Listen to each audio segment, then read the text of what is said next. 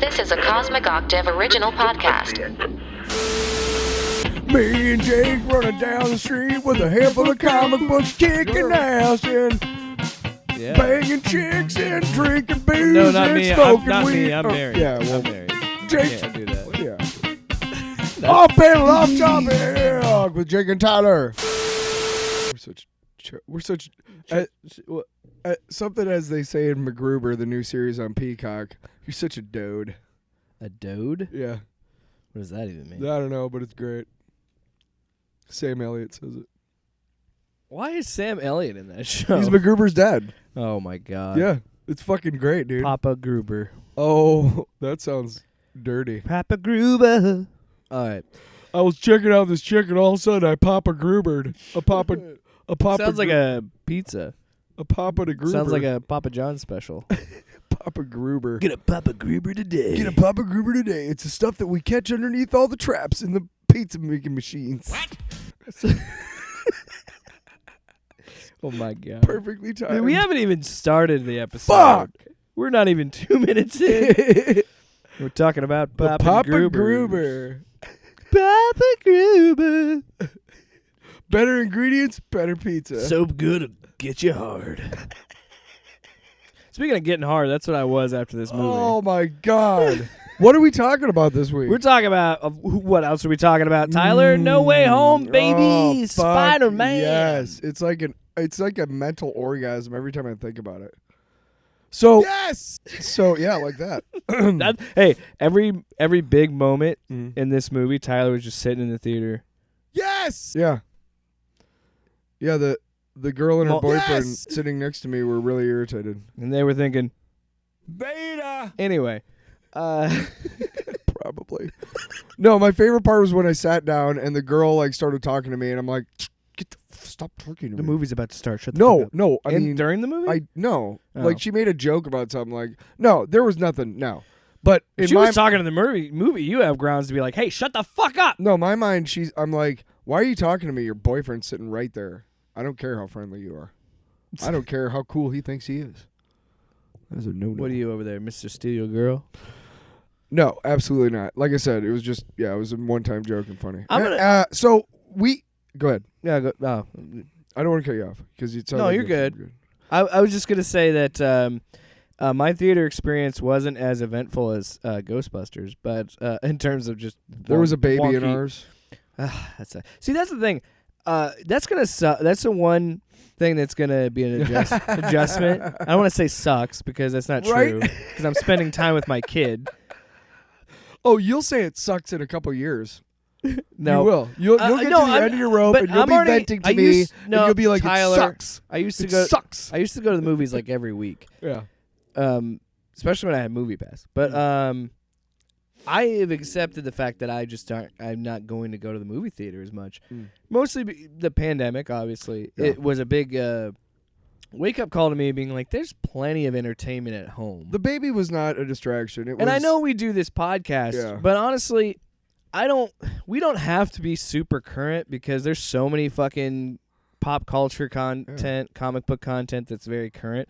We can be guys that we're doing this as just people with day jobs that are just this is just you don't we're think just we have day jobs?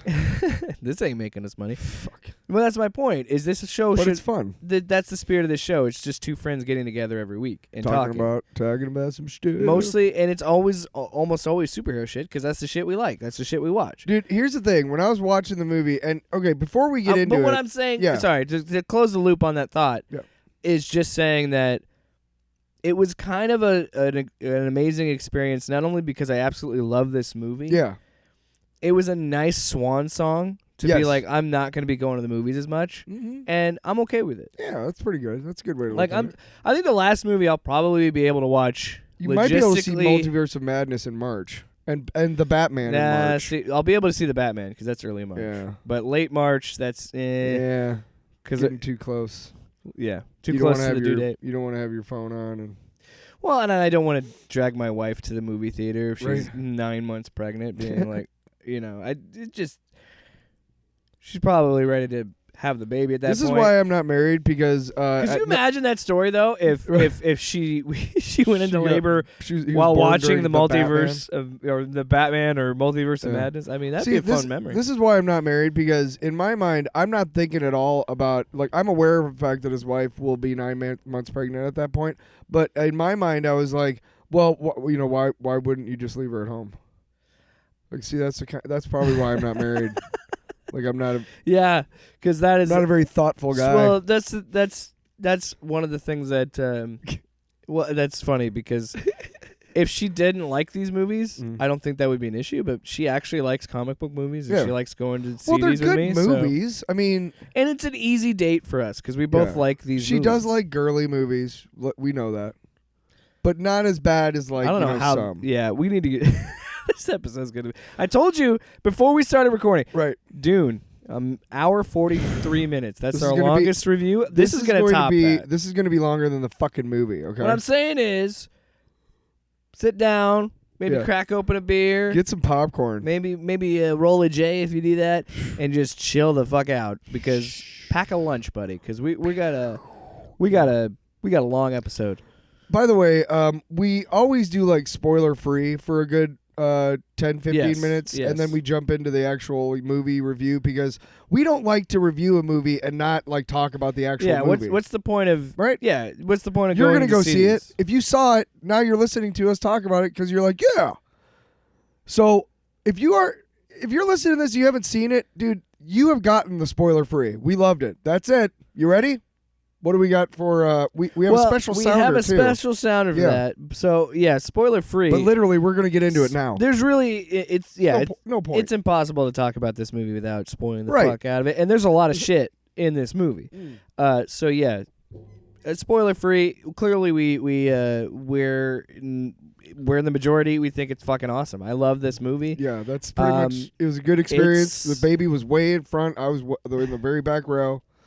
I barely noticed that it was there. It was for me. It honestly was a nice swan song because I don't really see myself going to the movies again until the Batman. That's a good way to look at it. I mean, that or like Infinity War. Yeah. Well, and that's what I Or mean. no, sorry, Endgame. It's going to be different at first. I mean, the first, It's not as big as Endgame, by the way. It's pretty fucking close, though. we might be able to see Love and Thunder. Oh, one other spoiler-free thing that we can tell the audience before we get into the sounder that's going to denote spoilers. We did both decide together off air that after our rankings last week, did not include this movie because we hadn't seen it, but we both decided unequivocally that this one has definitely jumped into the top spot. Yeah. That's spoiler-free. Yeah, But that's it's, fucking it's, It's in my mind the best Spider-Man movie, Me too. and I would argue maybe the one of the better MCU movies. Oh, yeah. Fuck yeah, dude. yeah. Fuck All right. yeah. So Oh, yeah, yeah. spoiler free. That's it. Yeah, sorry. It's time for spoilers. Pizza time. Pizza time. Let's do it. Pizza time, indeed. And I'm sorry if the sounder spoiled anything for you, but let's just say it. Yeah, they're fucking in it. They're in it. Andrew Garfield and Tobey Maguire are in it. I want to get into. I just want to I get want that to out of build the up to way. that. Yeah, no, and honestly, this is kind of gonna. And they're both fucking great. I'm trying to formulate this in a cohesive manner, but Should I we just accept. do the movie plot like we have done before. Yeah, I mean, as like, it's hard to say because there's so much that is plot related. let's start with the first big surprise, which is not really all that a surprise because it was rumored, but it was really fucking cool to see Charlie Cox, Matt Murdock. Well, I got to give the movie props because it does start immediately after it Far does From Home. like immediately. it's a 100% a continuation. He's of still that, standing like on the street light, in which I front of that love. big- I think that's really cool. yeah, I do too. And the continuity of having the Mysterio thing have, or the idea of the Mysterio thing even having consequences. Like Yeah. we're seeing him start to deal with the fact that he's still a kid, and Mm-hmm. and then but this is like his mistake was like the biggest mistake of his life because now everybody knows he's Spider-Man. Yeah. And yeah, that whole sequence of and that's what's amazing about this movie. It's a long movie. It's 2.5 hours. It did not feel It like does it. not. It No. moves at such a unbelievable pace Mm. that it gets. I never want, because my whole mind, like, dude, I love this movie so much Yeah. that I was like, I could have done 3 hours. Yeah. I could have done another half hour. Fucking-lutely. You could have brought in Venom. You could have done all this other shit. Yeah, and you know what? Now that we're talking about it, I do want to say, I don't want to even get started on that. I do because I just want to say, like, yes, there's a possibility of Venom being in the MCU because he left the end credit scene. It's Tom Hardy. He's talking, and then he gets wiped out just like the other guys did. We talked about it on the phone last night. We believe that the reason why he got pulled into the MCU was because the Clintar hive mind with the Eddie Brock from the Raimi-verse and this Venom from the Raimi-verse knew that Peter Parker was Spider-Man. Because why he was there. they explain it in the movie that the spell only brought in people that knew Peter Parker. Yeah. From other universes. But I just got to say, Which I mean, also makes me laugh because every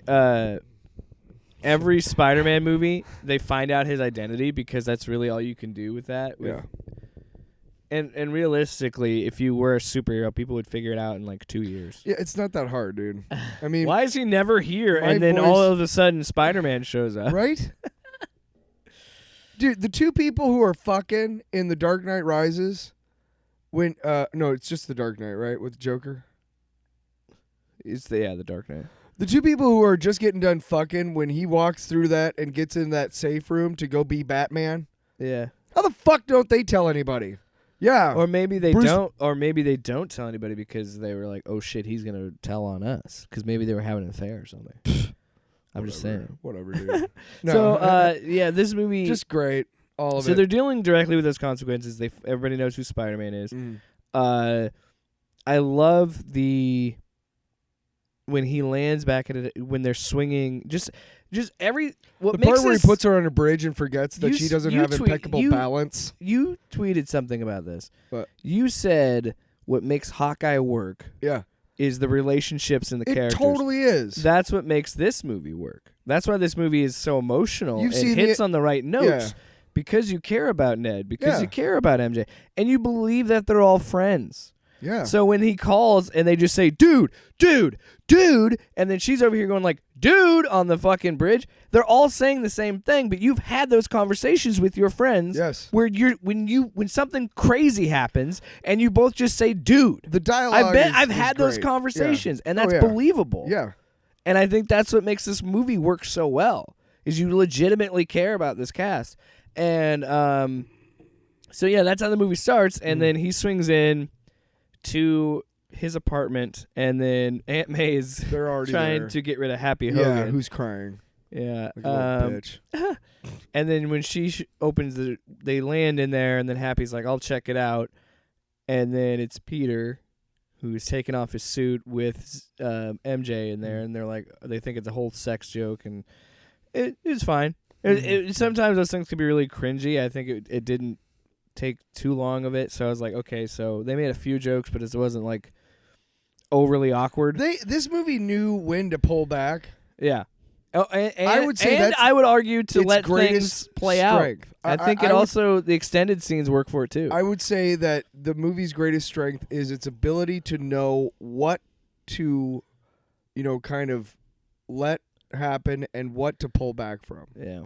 And yeah, I mean, the whole sex is kind of, but it was really done in such an organic manner that, I mean, they're almost immediately going and looking outside at the helicopters and shit. Like, you don't even, Yeah. like it's a common Well- reaction to two adults And it- catching two teenagers in states of undressed in a room together. It's a common reation to be like, I didn't see anything, Why are you getting so worked up, man? I'm just saying, like, that's the strength of the movie, is that the Yeah. reactions are genuine. It's legitimate, yeah. Everything about it Yeah. is genuine, Yeah. and it's human. And I think that's probably the Because I love this fucking movie. the big draw is and we say it a lot with certain movies and certain blockbusters. You have to have a lot of heart, and I know that's cliche to say that, but this movie is a very there's some really dark stuff in it, but it is a very positive movie because it is about sacrifice. It's about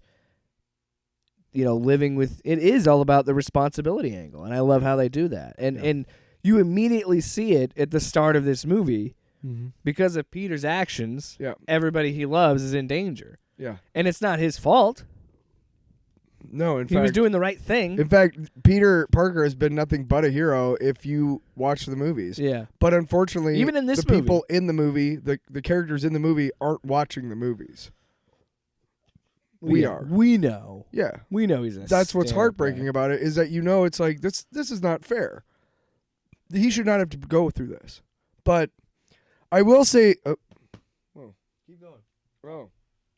I will Talk. say that that this is a sharp contrast to I'll plug it in. like the Spider-Man celebration in Spider-Man 3. Yeah. It is in sharp contrast to that because that was kind of overly done and over the top and what have you. But it's interesting to see because in the comic books, for a long time, he's largely regarded as like a Batman type character by the cops and by Yeah, the the leaders cops of the don't like city. Is that he's just kind of a nuisance and he shouldn't be doing what he's doing. Even they even alluded to that in the first Raimi movie. Even They tried to kind of touch that's on always that been like a character in the trait. Raimi movies, but they did also do like what I'm saying. I know, but They- they yeah. did do the whole celebration thing in the third movie. But Yeah. I get what you're trying to say. How great was it, by the way, since we're talking about what fucks him up in this movie, that J. Jonah Jameson is like almost almost completely patterned after Alex Jones, our Yeah, friend. this set. How much do you think they paid him? Oh, how much do you think they paid J.K. Simmons Yeah, to come back? to reprise his I role. would say probably. $1 million, bitch. And then he said, "Bring in a prostitute so I can." I'll eat your ass. So I could say this to her. $1 million, bitch. Did you see the tweet that Randy Quaid put out? Okay. Yeah, I did. Okay. Moving on. Yeah. No, yeah, I love that too. Well, I'm one of the. I think I was the only one in the theater Yeah. that laughed out loud at his supplement joke. I did too. And I was like, that's what I mean. Yeah. I think only people that know who Alex Jones is That's why I was laugh so- at that. I was so 'Cause the- excited the- to talk to you about it. The fact that I loved it at the end of the Far From Home Yeah. because what's even funnier is the year before that, the game that for the PS4 that Insomniac made, Yeah. they had already, and they were doing their own story. It's in their own canon, Yeah. and in their game, J. Jonah Jameson has a podcast that you randomly, when you're swinging around in the city, you'll randomly hear it. He'll randomly just pipe in and whatever. Yeah. So they had already kind of planted that seed, and then the fact that a year later, Yeah. in a Spider-Man movie, they're like, "Oh yeah, here's J.K. Simmons being J. Jonah Jameson." and dude, so that that was- I love that started there, and then they Yeah. just kept going with it. Great surprise, by the way, at the end of Far From Home. You're like, holy shit, that's awesome. It's fucking J.K. Simmons again. Because you can't. It's a lot like Charlie Cox and Daredevil. Well, it's honestly, that's what everybody in the Raimi movies and D'Onofrio and Fisk. Sorry. Now, obviously, you would have to recast James Franco because of the shitty things he did. Yeah, is that a big surprise or not? I don't know. Not really. But everybody that was cast in those Raimi movies, I think, was perfect. Yeah. And I think that is the biggest strength of that movie is it casted it so well. Yeah. All three. Say what you want, and we've had this discussion about the Topher Grace stuff, but like, I actually. and that's what I mean. Is like I feel like we were talking about this earlier. Yeah. This movie is Sony taking their platform and saying, "Look, all of our bad decisions, Yeah. we're gonna wipe them away." Yep. And you know what? And we're going to acknowledge same them in a time- hilarious way. At the same time, we're going to validate Yeah. These the two Jamie Spider-Man. Foxx decision, Yeah. the Alfred Molina decision, Yep. Willem Dafoe. We're going to validate all of that. And then later in the movie, validate our choices for Spider-Man, which were the good choices. Because Andrew Garfield fucking crushes this movie. Are you fucking Yes, joking? he is perfect in this, by the way. Oh my God. Anyway, we'll get to So that. Spider-Man 3, I This- actually if you don't think this is going to be all over the fucking rails, Yeah. What About a- podcast do you listen about a to? week ago, we talked about this last week. That Topher Grace as Eddie Brock in Spider-Man 3 is supposed to be a dark reflection of Peter Parker. Yeah.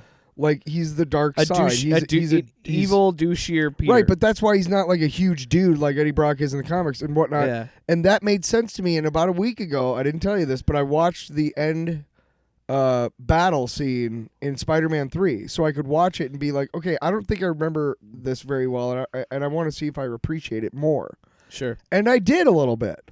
I did appreciate it a little more, and then fucking James Franco comes in, and it was like a fucking snowboard.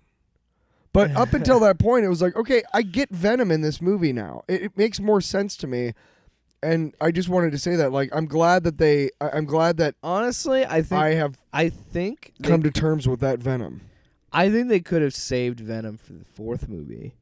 That's what they wanted to do. That's what Raimi wanted. Raimi Raimi wanted didn't to want do Venom. Bruce Campbell as fucking Mysterio, dude.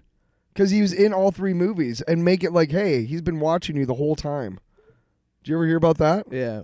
That There was would've been also fucking there was also kick-ass. the fourth Bruce movie Campbell? was going to start with Spider-Man beating Mysterio, and it's Bruce Campbell going, and he's going into jail. Yeah. And I was like, that's actually a great idea. That Yeah. would have been awesome. Yep. But yeah, they should have probably saved that for the fourth movie. And that's what, Raimi tried. He was like, look, let me have 3 the way I want it, which makes me wonder, Tyler. and I'll put Venom in 4. I swear. What? I think they're going to put Venom in the fourth Holland movie, though. I'll bet you they will. But he's got a point. They need to get. I think this is a perfect time to take a break. Yeah. I know everybody's talking about this movie and everybody's excited about this, but I think if Holland himself is wanting to take a break, I say do it. And we'll yeah. get to that here in a minute, because I have some ideas for what they could do with Spider-Man. Because now the possibilities are endless. Sony got lucky and got the biggest fucking name in Marvel that they could when Marvel was selling off all their shit. Yeah. And they've been smart to cling on that because they know, dude, Spider-Man, anything Spider-Man related, games, books, fucking movies, Sony gets a cut.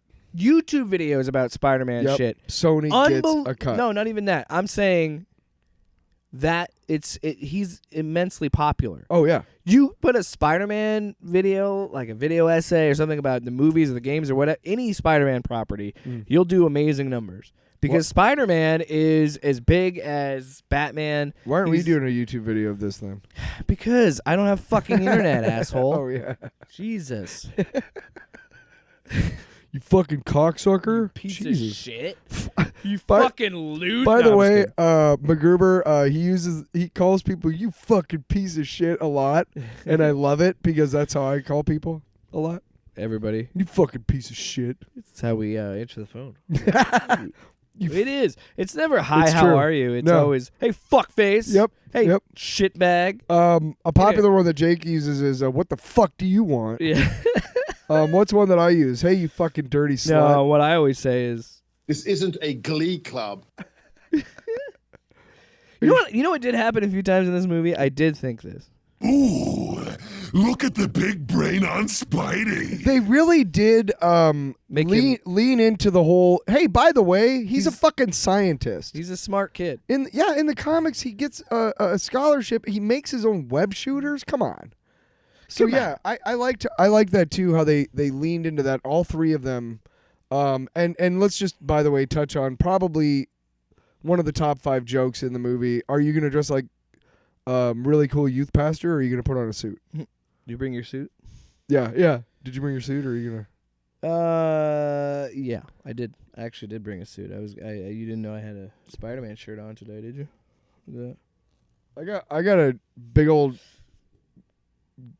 Anyway. really obnoxious So anyway, yeah, let's sweater get to on that. with Spider-Man on it. So the damage, I love how they still going with. I love that because they showed it in the first Spider-Man movie. Yeah. Damage control, and the fact that they are going to keep that going in the MCU. So that was cool. That damage control. They had a 4-issue limited series back in the 90s. But I'm just saying, like, the fact that they kept that from the first Spider-Man movie and used it in this one and still use it in the MCU. So yeah, they're getting interrogated. MJ's smart. She's like, I'm not saying shit till I get my lawyer. And then Ned is not, because he gets manipulated and just says, Yeah, I was this dude, guy that's right? here. So Yeah. the cop's like, so you just admitted to Yeah, all that of was it, fucking pretty good. an accomplice to all of his crimes. And he's like, I need my lawyer. Yeah. That was a really funny sequence. And then, this next scene. Now, it didn't get a big crowd reaction, surprisingly. It did get a pop out of me, but it wasn't like, it was more of like, wow. they fucking did it. Like Yeah. that's what my whole response was. And cuz we get the shot of we see a stick and then Yep. that gets me going cuz I'm like, "Oh fuck Yes, yeah." fucking yeah, And fucking then yeah. and he sits down, boom, Charlie Cox. Oh. Matt fucking Murdock. Oh, Do you need any more proof? Oh, Tyler, do you need any more I proof? just came so hard. What? Do you need any more fucking proof that this is just comic books and this is all a TV show? No. They're not movies anymore, dude. No. They're TV shows and it's an ongoing series. No, but Because why else? Because it makes so much goddamn sense. here, In the comics, who's Spider-Man's lawyer? Yes. Matt Murdock. yes. It makes it's so good. Here's what's amazing about Wait, this. no, what are in we so doing? in so What are many we ways. doing? What are we doing? What are we doing? What? Yes. All right. We got to talk about We got to talk about a couple of the ramifications now. For those people who are die-hard, there are a lot of people who are die-hard fans of the Netflix shows, and are really. I am. I fucking pissed. love that. Are you Daredevil pissed show. that the MCU never brought him into the fold? Absolutely. Really? Because fuck Iron Fist, dude. No, Sorry. No. Here's my problem. I agree. I think Daredevil works the best in the MCU. I think that's the only one. Maybe Luke Cage. Coulter was great. But here's my thing. Here's what I said to Ashley in the movie theater. Mm. Was I'm like, because I'm just like, because I went, because my reaction wasn't. It was, wow, holy fuck. My because reaction was like, yes. because then it was, Kevin Feige is the smartest motherfucker in the room every time. Yep. Because he says, you know what? Yes, Vincent D'Onofrio, tweet cryptically about this show. Then we're going to introduce you. And the same fucking week that we introduce you in Hawkeye, we do Matt Murdock in the Spider-Man movie coming out that week. Just fucking genius. Gee, is that unannounced Marvel movie on the slate back up in 2024? Might that be a Daredevil movie? Holy shit. Don't even play with me, dude. Don't you fucking play with me. Don't you bitch. get me so hard. It's You going get me so. You know what I did in the movie theater when Charlie Cox came on screen? What did you do? What did you do? Do Do what? I don't know. the yes. Pizza time. No, the yes. Oh, sorry. Pizza time. Yes. See, that's what I did. But so this You can't point at this me like I know this- what you're talking well, 'cause about. that's what we were gonna say every time I had a really great reaction. We're gonna do that. Right. Okay, I anyway. didn't know we set those parameters. Well, we did. I thought. Anyway, I don't know, it's man. okay. I'm thinking too much We're about just so Spider-Man. jazzed. Right. We're just so now the thing is, like, it validates the Netflix shows to those fans. Yeah. So not only does the MCU basically say we're sorry, they also say we fucked up. And we're gonna keep you. Because and even before that. Yeah. Even before the Again, King, the day even before. Kingpin showing up, Right. Yeah, Feige was like, seemed like it was out of left field. It was like, yeah, Charlie Cox will be returning as Daredevil and Matt Murdock. And we were like, well, okay, but nobody said anything about this because like there had been leaked images, Yeah. and so I thought that was funny because I didn't know if those were real or not. I had seen them. I read an article like on Saturday. I read a bunch of articles about the movie, and one of them I read was like the worst kept secret in Hollywood that Charlie Cox was in this. And I'm like, I don't know about the worst kept secret. Well, did you notice the difference when anytime Andrew Garfield was interviewed, he kept denying it? Yeah. Well, I knew that because he, he was had. gonna be in it. Yeah, I know, but that's my thing. Yeah. It was the opposite with Charlie Cox because Charlie Cox was like, there was rumors about Matt Murdock being in it, and he's like, well, yeah, hell yeah, I want to be in it. Yeah. I want to be Matt Murdock. So Yeah. There Charlie was Cox played it perfect too. It He was a like, long game. I'm not, but I would love to be. he was, man. Yeah. He- And of no, course, if you watch it, he still got brings- caught off guard because he was surprised somebody knew because he was like nervous about it. He was like, "Well, I don't know anything about it," but he seemed like he was lying a little bit. there's and you know he's on the screen for what 2 minutes maybe. Yeah, And somebody throws a brick and he And he catches caught it. Yeah, of course, like nobody because he's fucking Daredevil. yeah. And I'm a really good lawyer. Perfect. How did you do Bam, that? he's gone. And you know what? That's exactly needed, That's yeah. all I needed. I just needed you to say Daredevil's in the MCU. He's played by the perfect actor that we had already. There you go. And then move on with the movie. Yeah, And they eventually move into Happy Hogan's. and they've accepted the fact or accepted it that because believe it or not, we are in our 27th Marvel movie, MCU movie. Jesus. But that's the thing is they understand that they've built this audience where Yeah. they can just say, yeah, this is a comic book. So yeah, Spider-Man's lawyer is Daredevil. Yeah. And I mean, we could talk about that post And I hope credits. he shows up in. The post credit scene is kind of great with Tom Hardy's Venom. Yeah. Because he's like, wait a minute, you're telling me there's superheroes all over? There's Yeah. a fucking Tin Man and a alien Green guy Ray- with yeah, stones came yeah. down and like a whole thing, and it's kind of amazing to see, like, of course Daredevil is Spider-Man's lawyer because they built it like the comics, and everybody's a fucking superhero in this world. So let me give you a comic book actual precedence for that kind of cameo. Okay, you ready? So in the 90s, Art Adams and Tom DeFalco wrote 3 issues of Fantastic Four. Art Adams did the art. And basically what happens is the Fantastic Four get kidnapped by a Skrull, and the Hulk, Ghost Rider, Wolverine, and Spider-Man have to go and be the new Fantastic Four and save them. Okay? Yeah. It's a great fucking story, right? And they understand, it makes sense in the story, kind of, I guess, but the point is that, they're aware of the fact that a lot of people are going to be reading this story thinking this is going to be just a cash grab, and they're aware of that, and they make fun of it in the story. And the 3rd issue, on the cover, it says, featuring the most gratuitous cameo ever. And in the little circle is the Punisher symbol. And the literal cameo is, the story is they end up at the Mole Man's Monster Island. And the Punisher shows up at the very end of the story when everything is calmed down, everything's solved.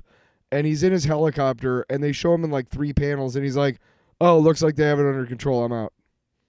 Like, that's the whole cameo in the comic book itself of the Punisher. So it makes sense that in this movie he doesn't interact with anybody else in the movie, but he's in the movie. You know what I mean? Yeah. So it makes sense.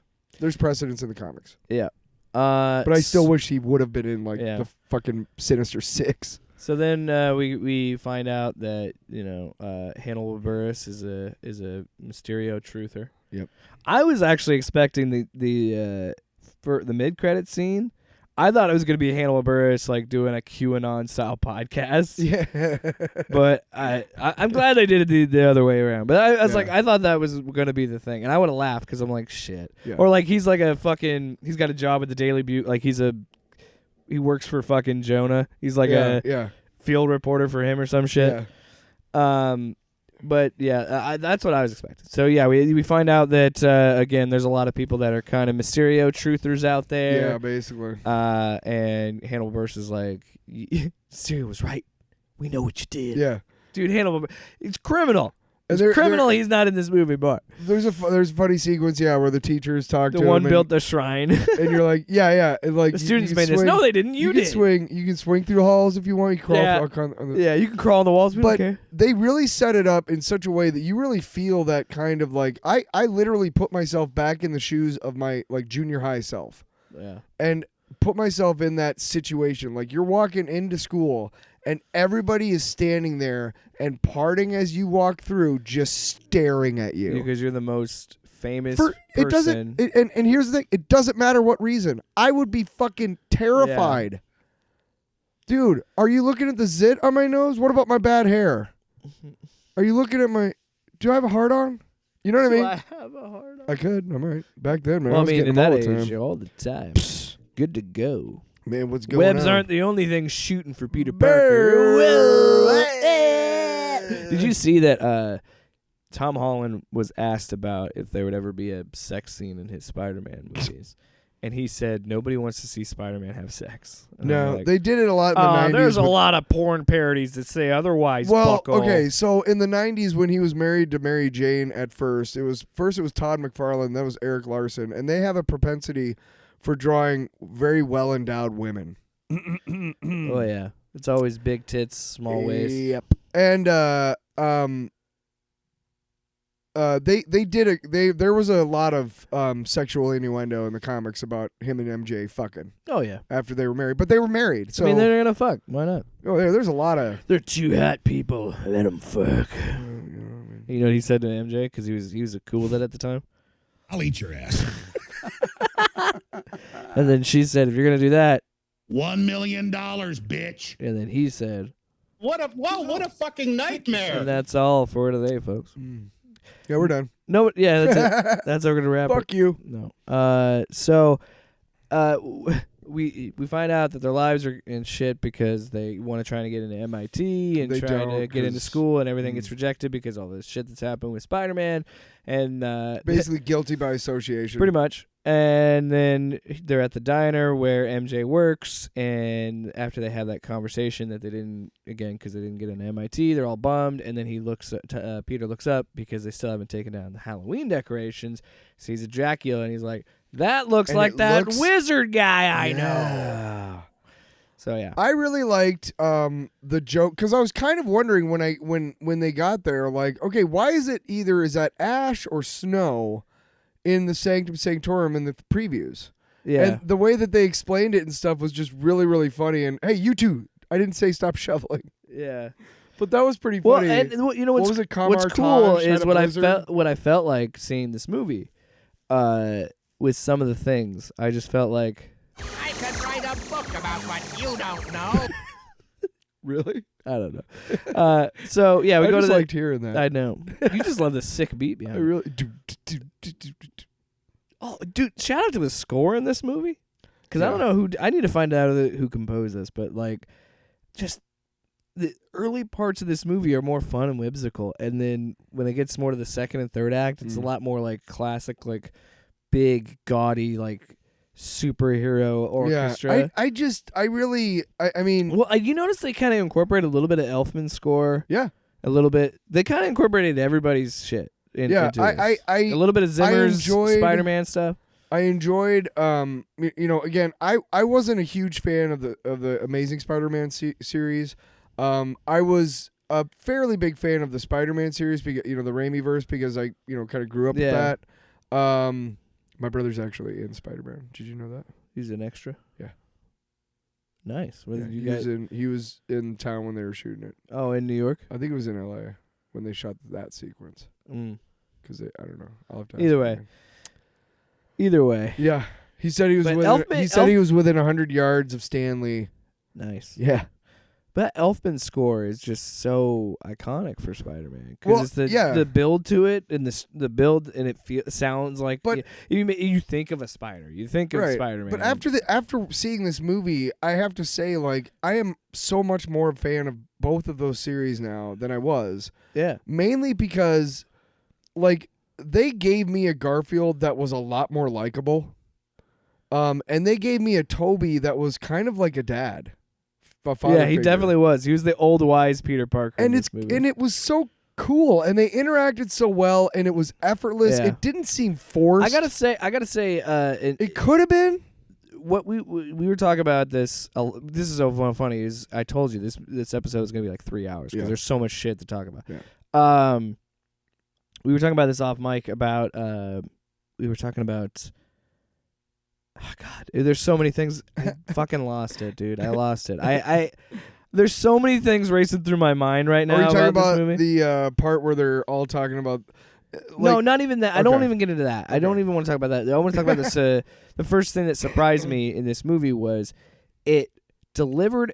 I was not surprised by a lot Yeah, in terms of I knew Toby was going to be in it. I knew Andrew was going to be. There's no fucking way. but there was still a jolt. But hold when you on, let saw me him. finish. Sorry. Let me finish. Sorry. But what I think they did is they managed to make those moments still work. Yeah. Everything that happened, I expected it to happen, but it was done so well that I didn't care. I was enjoying myself. Yeah. And then the things that I thought were going to happen didn't. There were still things that they changed that I didn't expect. Yeah. In this movie. I actually expected Venom to be in it I did too. more. I did too. I expected it completely to be eventually some sort of Sinister Six type of thing, which it didn't really. It was Yeah. more of a Sinister Three. Prime example, when we visit the Sanctum Sanctorum Sinister and we Four. visit Doctor Strange, he is no longer Sorcerer Supreme. Right. Wong is because he That's- was gone for 5 years. Right, Which and makes that's sense. interesting, right? I Yeah, like that. I that's like that there's a cool. little change there. Wong is still, badass and stuff. And here's one thing that I did want from this movie that I didn't get. Why the fuck are you hanging out with the Abomination? I think we're gonna get that in She-Hulk, Probably. and I think also there's another example. Charlie Cox will be in She-Hulk. Oh yeah. There's no fucking way they you can't. can't. He's a lawyer. They're lawyers. You're not gonna make a lawyer comedy. One of the greatest non-wall breaking She-Hulk stories is when she goes up against Matt Murdock, who's prosecuting Steve Rogers. Wow. Yeah, it's a fucking great story, dude. I gotta let you borrow the trade. Anyway, Sorry, it's great. No, I know. Fuck great. Love that. Great. I And this like was it this a is lot. after Steve Rogers loses his serum for a time in the Oh, comics. so he's just an old guy. Yeah, Um. still badass. So and also the trailer is different in this because in the trailer it's Wong is like don't do it and leaves and then Right. Strange winks. Leave me out of it. This time it's different. Yeah, he goes, I know you had the times. Peter's like, I know you had the time stone. Can you rewind time back to before people knew who I was? Mhm. And he's like, I don't have the time stone anymore. But I can do a forget spell. And then Wong is like, no, not that spell or whatever. It's dangerous. And he goes, I do it all. I've done it so many times. And then he's like, do you Yeah. remember this one party? And he's like, no. And he goes, exactly. yeah, And so, and then that's when Wong is different from the trailers. Like, well, fine, fuck it, but leave me out of Yeah. it. You fucking figure that out. So now then do we think real quick? Do we think that when he's leaving that he's going? No, he's going to Kamartaj, right? It's explicitly said that he's going to Kamartaj, back to Kamartaj. I think that's what he said. Yeah. Okay. I can't remember exactly. I was gonna say, like, when on the timeline do we think this happens? Like, is he already fought Abomination? Yeah, I don't know when Shang-Chi is taking place You because know? it's definitely after Endgame, but I don't know. Yeah, I don't know. That's a good question. I have no idea. But anyway, then they go down to the creepy basement and they're like, "All right, let's fucking do this spell." And then you've seen in the trailers, Peter fucks it up. My favorite part after this Yeah. is after Strange contains it, puts it in this gem thing, and then he puts a box around it. That's what the box means in the trailers, whatever. I do love that Strange. You see this. You see more than ever that Peter's still a teenager. Yeah. Peter's still a kid. So when he says, "Yeah, we just got the rejection letter," and he goes, "You didn't." Yeah. And then the fact that Strange goes, "You didn't plead your case. You You didn't didn't try and call?" talk to somebody." And he's like, "No." And then when he just slides the table out of the way, I was like, it was such a subtle thing for me to be like, now he's going to be really angry with him and be an adult in the room and be like, you just fucking could have made a catastrophic mistake and fucked up our whole planet, our whole universe because you didn't get into college. And then that plays on and this is why I love this, because this is the first time in Holland's 3 movies that I feel like he's the most Peter Parker. Yeah. The other 2, he was Tony Stark Jr. And in this movie, they finally made him like Peter Parker. Yeah. And to see that little bit of knowledge of like, again, he is a teenager fucking around in an adult's world. And Yeah. that's always what made Spider-Man so great. The sequence where you see a lot of it in the preview, but the sequence where he's actually making the spell, I was actually laughing out loud because it's just so. It's so the dumb. way It's he such a does it, kid's response. Yeah, it's such a exactly Because It's there was, so- dude, yeah. after the first trailer, there's a meme about this. Because he's doing it and he keeps interrupting it. And this Yeah. whole time there's a meme where it just like, and I want a cheeseburger. no. The meme is. You'll get nothing and like it. What? The meme is fucking, well, what about MJ? And what about Ned? And he's like, just tell them. Yeah. Then you could have solved the whole movie if you would have just been like, okay, then tell me, tell them. That's it, I guess. What do you want? Right? But yeah, of course, as you see have you seen the trailers and the Fucks whole it up. movie, he fucks it up in the villain's room. So, but I So, like but- this. but- I like the context of the sequence Yeah. of the fact that it also does this thing of something that we didn't really see a ton. We saw it in Homecoming, Yeah. not as much in Far From Home, but we see it again in this one of the Peter Parker Spider-Man duality of it, where the whole reason we see that set piece of him fighting with Doc Ock is because he's going to an admissions officer. Right.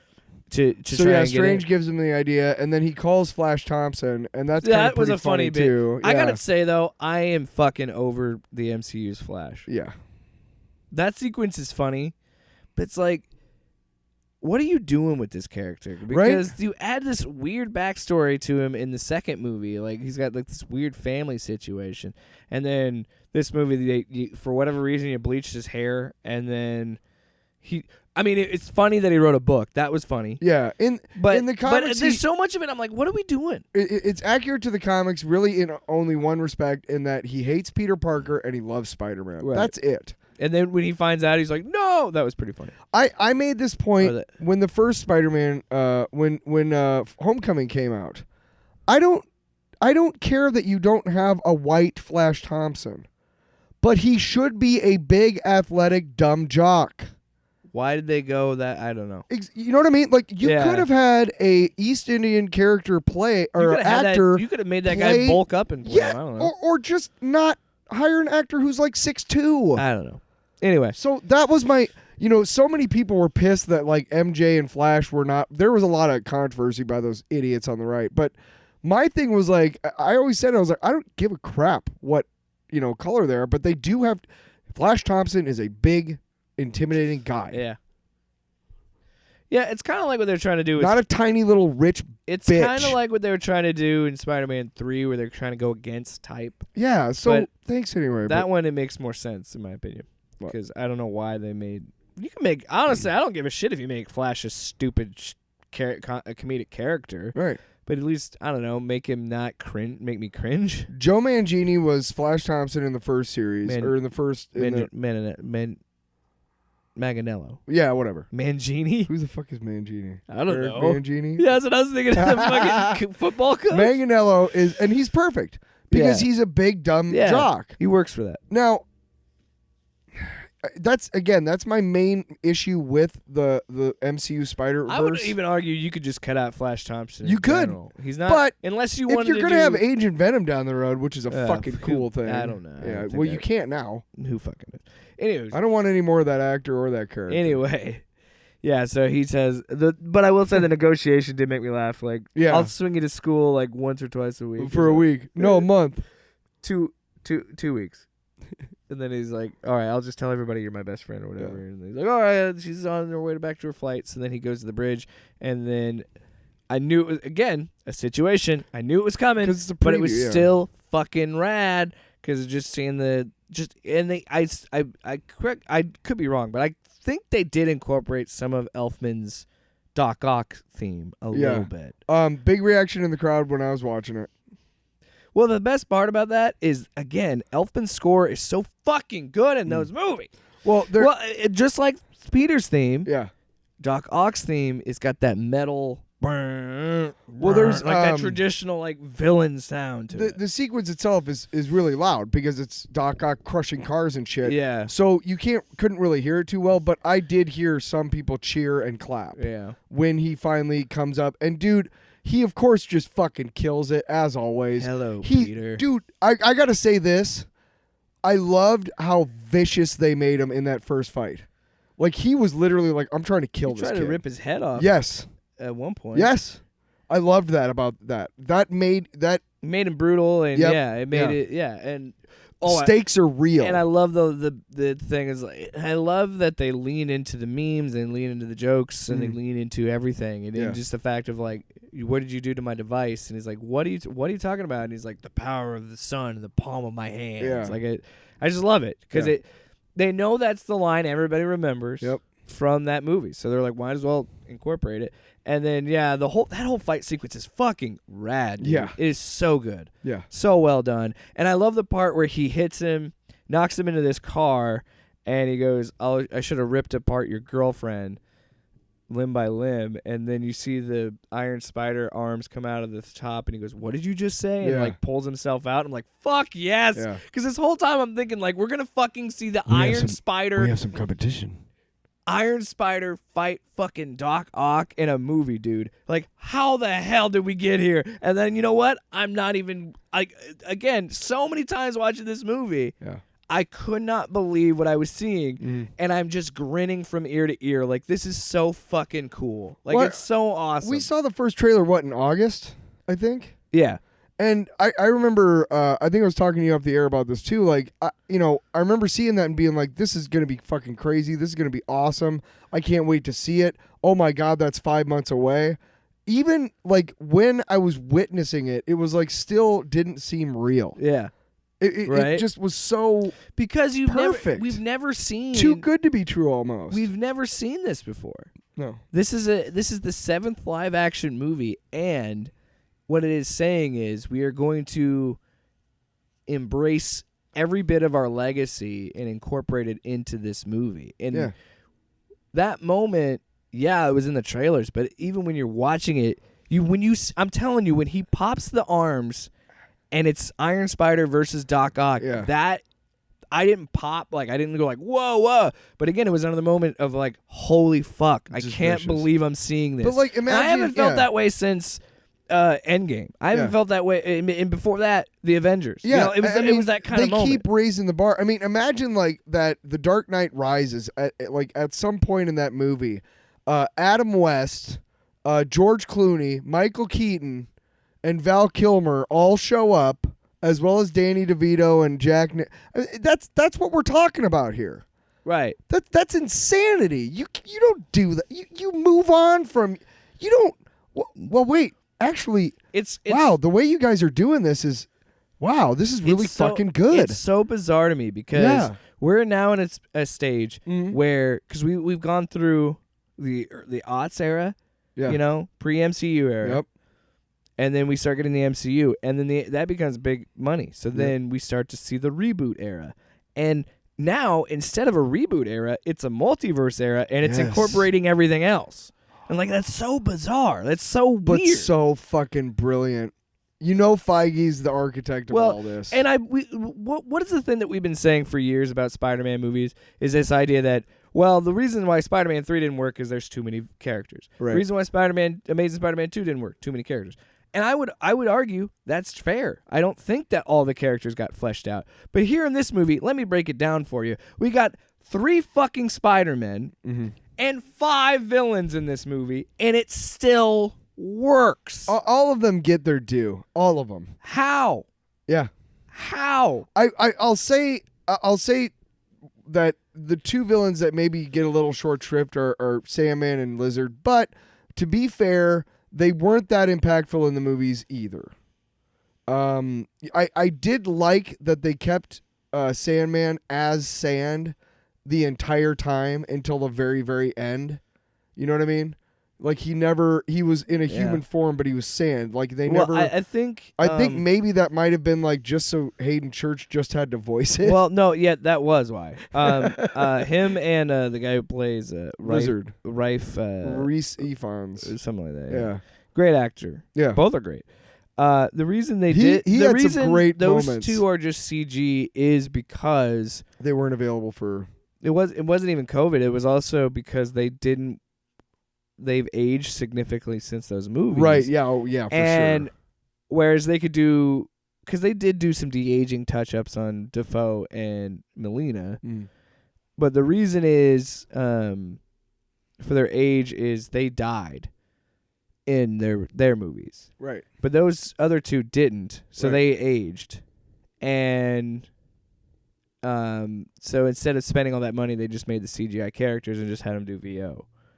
They were on the set, they filmed. It's a weird explanation, but they did film extra scenes, but they didn't want to spend they'd rather spend the money on the Sandman CG For sure. and the Lizard CG than de-aging.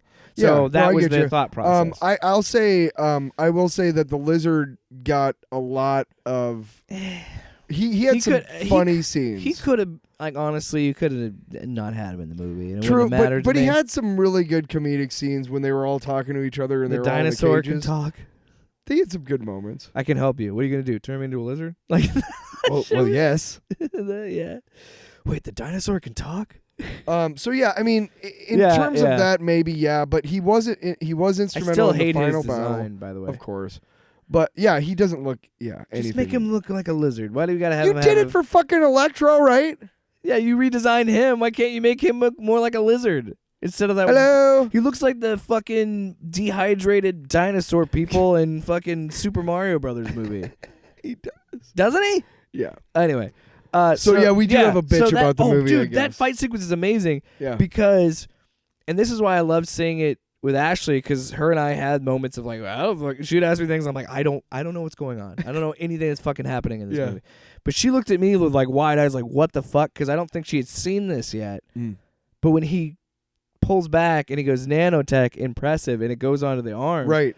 I'd seen that. I saw the red before in shots. So I was like, oh, so that he's going to get his nanotech. I said, oh, shit. But she did too. She looked at me like, what the fuck? Yeah. Because at this point, he's got him upside down, put up into this bridge. He's like inches away from like killing him again. And then you're like, Jesus Christ, because now he's got the nanotech. Right. I thought, And then when he drives the needle in, I'm like, they're not going to kill him right here. But like the fact that the nano rebuilt and broke the spike, I was like, that was so cool. Yeah. Like everything works. And then it makes, and the way they end this scene is genius. And not even this part, but then another part where they actually end the scene. But like the way they end this fight is smart, because now the nanotech's on Doc Ock. He can control the nanotech. Yeah. He can control the arms. I'm like, that's so fucking smart. Yep. To make that, that's how you take him out of the game. Yep. Because honestly, Doc Ock would fuck up everybody. He's kind of OP a little bit in the movies. Like he's Well, here's the other thing too. You have him and Green Goblin working together. It's over. right. Spider-Man's Well, dead. and then the scene ends. He's so, dead. so he's got him wrapped up. He saves the admissions lady. She yells at Doc Ock. It's a little funny thing. Yeah. And then you see the pumpkin bomb shot from the trailer, and then you hear the laugh. Don't you see like what is that in the sky first? I think, or something. I don't know. Anyway, Point is, Peter gets his little spider sense going, and yeah, then you see him come in, and you see the, he comes in, you see the shot, and it's amazing. And as you think they're gonna fight, a beautiful transition idea. Yep. They literally do a wipe, but they use the portal to do the wipe. Like that's so smart. That's the thing about this movie. Yeah. It's so smart.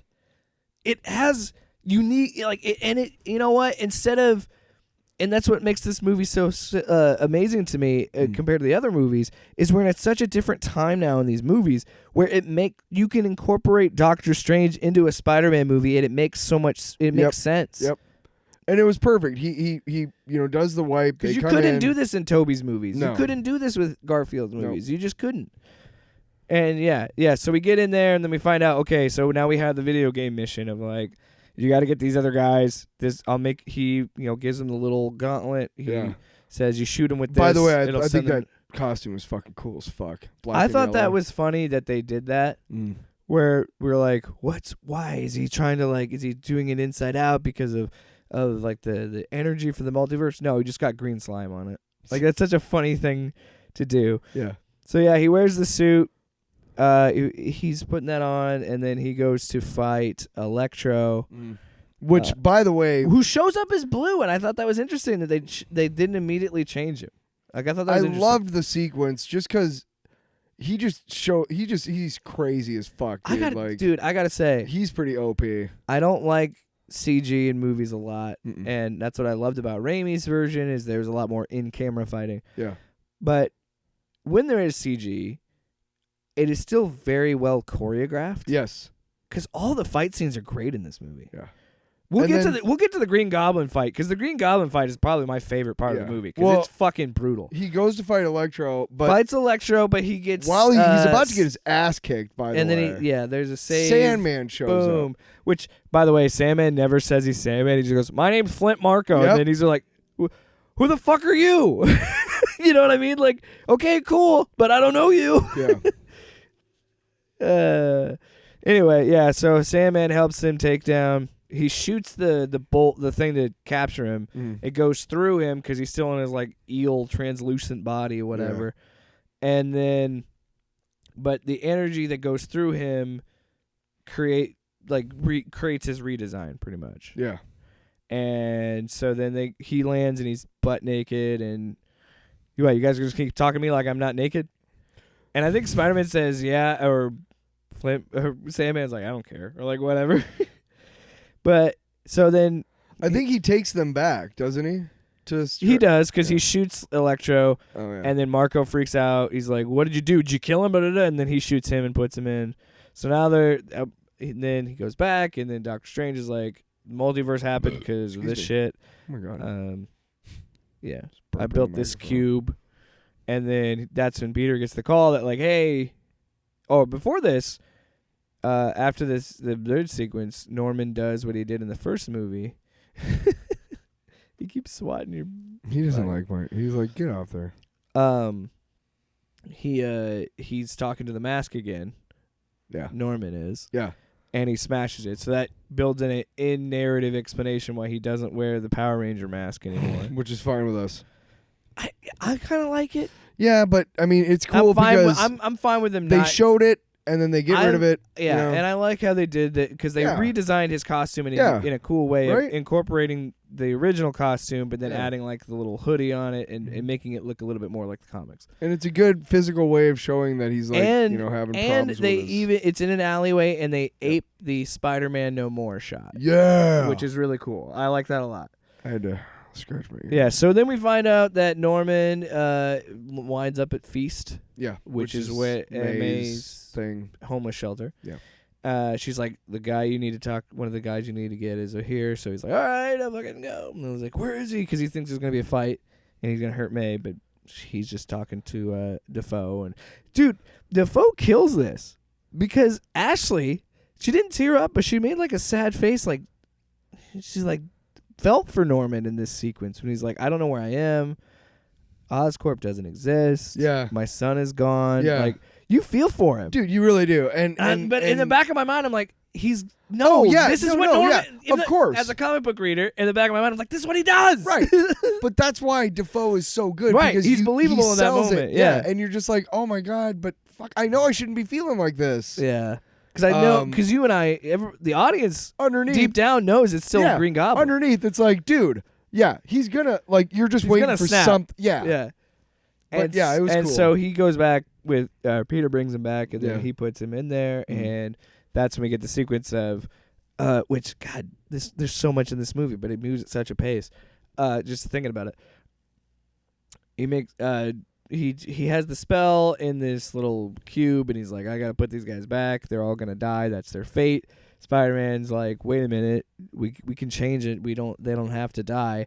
And Doc, here's the beauty of this sequence and what I love about the writing in this movie. Neither of these characters are wrong in this argument because Doctor Strange is saying, send them back. They die. It's a part of their fate. Right. It's the cosmic order of things. We Right. can't change it. It's what they're supposed to do. But at the same time, Peter's not wrong by trying to rehabilitate these Yeah. people and take care of these people. Yeah. And fix them. And it's like, it's such a cool sequence because it's written well, because you understand both of them. Yeah. And they're both right, Yeah. which is complex. Yeah. It's almost like it's human. So he tries to run away with the box. Then we go in the fucking mirror dimension, buddy. Is that right there? I thought that's No, later. no. What happens is they have a scrum because Peter takes the cube, goes outside. And his his whatever body is the spider sense in his body, even though he's astral project his spirit. Well, we'll get to that because before That's that, what happens before right that there. right before that. Yeah, you're right because he knocks him out. He gets back into his body. Right, but the whole and then part he where goes, he's trying to he get tries to the- swing away, and then Strange puts the portal, so he grabs his own foot when he's trying to web. I was like, that's so cool. That's so and then they go in the fucking mirror dimension. No, when he that puts, happens in that sequence. I know, but he yes, I pushes- just explained that. Right, he pushes Spider-Man out He of comes his back body. to his body, and then he does the portal thing. But while he's trying to grab the box, Oh, and he does the move in from his the arms? Spider-Man who has no spirit, like that part I thought was great because it shows how strong his spider sense is. Yeah. Like even though he's not inhabiting his body's like fuck you, and the way that it was choreographed was pretty funny Yeah. too. Like it was just Because because his whole body. I didn't know that was his spider sense. That's never really explained in the movie. I figured that's what it is. Is that his spider sense is so strong. That Other it's- people yeah. online have said that too, but I did not catch That's that. what my guess is. But I liked it because it was just kind of funny and silly. But yeah, so then we're in the mirror dimension. Yeah. Oh my god, that was fucking insane. And again, it's the beauty of this is they make it work in a way that Peter uses his brains to beat him. Mm-hmm. And again, this is where we're seeing more of Peter using his brain in these movies. Now, Yeah. I'm not saying he didn't use his intelligence in the first two movies, but I'm just saying like This one, the fact that he understood that, like, oh, it's polygons, it's geometry. I can do geometry. Yeah. So he uses the math to defeat him. But like, it's just, and every time they do these mirror dimension shit, it's so fun. It's so awesome. Because Ashley was like, this is trippy as shit. And it's like, because we haven't really been in the mirror dimension since the first Doctor Strange movie. So, and then that train sequence, where you were right and I was wrong. And the trailer, I thought it was strange showing him how the multiverse worked. But in the movie, they're actually fighting, and that's what you thought it was. Yeah. So they're fighting, they're having the whole thing, and then Spider-Man uses geometry to take Which his is a great sequence. sling ring and the cube, and he's like, I'll get you back when we're done, and then he leaves. And then and then again, it goes back to him being Peter, being a kid, and being like, dude, I fucking fought Doctor Strange in the mirror dimension, and I won. Like, holy shit. And then they go and do their thing. I do have to say, before this, it was in the trailer, it's in the movie. Scooby-Doo this shit, terrible line. Should not have been in the movie. Terrible. Not a good joke.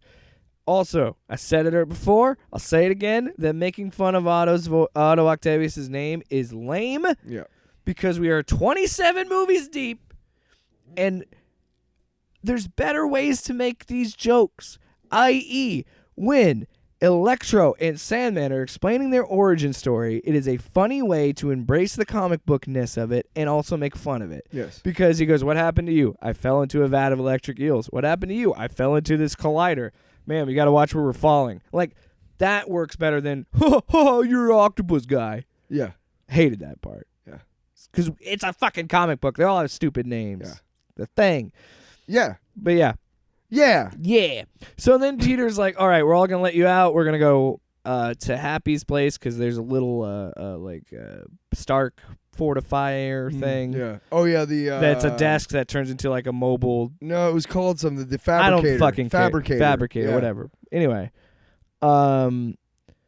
they bring him into Happy's apartment. That's where they all start kind of giving each other's backstories. But also another thing that I love is that the two different villains of the franchises were interacting with each other because they knew each other. Yeah, they did. And the Raimi guys didn't know who they were, but you know what I mean? Like, I love that. Yeah.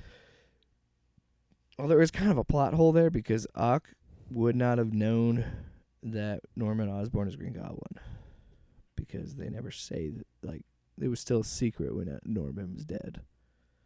Just saying. I don't care. I don't fucking care. Yeah. It's if you want to talk about am I going to complain about this in a movie? Yeah, where all these characters exist together and there's 3 Spider-Man. I don't give a fuck. Anyway, I don't care. You really think I give a shit? Okay, here's the thing. Like, when we did our Eternals review, it was kind of like it was hard for us not to come off as kind of disappointed because I don't know how to describe it, but the things that didn't land in the Eternals were so much more ineffective because I was hoping for so much more. This movie delivered on all fucking counts. Now, yeah, there are some parts that are like, okay, enough. Like making fun of the Scooby-Doo shit, yeah, that was stupid. But even those the plot hole about, even I don't even know who knows it's the true. The rules. I would guess, but also who cares? Right, exactly. Like, that's why, because this movie is so good overall that the parts that don't work are passable. In the Eternals, like a movie like that, the parts that don't work are glaring because and most sometimes of the they were movie, plot related, and you're like, right. Ugh. All right. Anyway, Spider-Man. We do have some. I want to get gripes. I want to get to but they're small. I want to get to the part where I think the movie really takes a turn. Yeah, and it gets very, very. I would say melodramatic after this sequence, but it's fine because it works. So yeah, they're doing their thing. He creates a chip that was like in Spider-Man 2 to put on the back of Doc Ock to fix him, and he does. Mm-hmm. And Osborn helps him. By the way, he says the meme. He goes, "I'm a bit of a scientist myself," and I was like, "You fucking this movie!" Like I was just like, "Oh come on!" Like, but it wasn't like I wasn't rolling my eyes. I was laughing with the movie, and I was enjoying it. But I was like, "Oh okay." Like I knew they were gonna fucking put that meme in here. Yeah. And they even do the pointing meme too. It's different parts of the movie. It is kind of great. Yeah. So anyway, we get him back, and then Spider-Man has the biggest like spider sense tingle he's ever had. Now he's already got the thing on Electro and has explained to Electro. If it goes all the way out, it'll suck out the electricity. Electricity out. And that part is also, he got really, a new nanotech suit from that. Really That's fucking effective because he gets the arc reactor eventually. But that part is really effective because when he does have that moment, that big spider sense moment, because he knows Green Goblin is Green Goblin. Yeah. And like he flits him. You can tell Electro's still kind of on the fence. But then Norman says, "Gods don't ask, they take." Yeah. And you see Electro and that's the tension, and then he rips it off, and it's like, oh fuck, it's off. You know what I mean? Yeah. Like, shit. Like, no, don't say anything until that thing is green. Like, I was literally on the edge of my seat. Like, I knew obviously. Yeah. But no, just that sequence is great because Yeah. we get to see the green light as the tension builder was kind of like, oh shit. Yeah, Ashley was telling me she's like I was so stressed out watching that movie. At Yeah, right. And yeah, that whole sequence is great. But it finally gets to see this is what I'm talking about, the validation of Raimi's trilogy being like, we try to do something different with Dane DeHaan, but let's be honest, it sucked, and it's not his fault. No. Willem Dafoe is the only Norman Osborn we can cast, and he's the only Green Goblin. And I said this to you earlier, and I mean it. I can watch.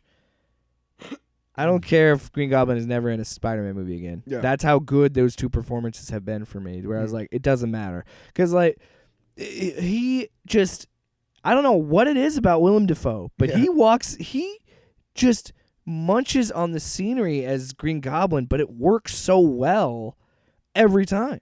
Like, he thwips him, gets his, and he goes, "That's a cute little trick you got." So it's like, oh, fuck yeah. Yeah. He's gobbling out. Like, boom. I popped because I'm like, he's going to do goblin voice. Like, he's going to be the creepy goblin. And then, the fucking gods don't. What was it? God. I'm not sure what the exact line, but he says something about like, we're gods and we don't something, we take. And at that moment, like, when he the says little that, green lights are going around Electro's what I'm saying thing, is like when he says that as Goblin, you're like, fuck. Oh yeah, it's so good. Yeah. And then their fight scene happens, and it's brutal. Oh, and boy. it's awesome. Yeah.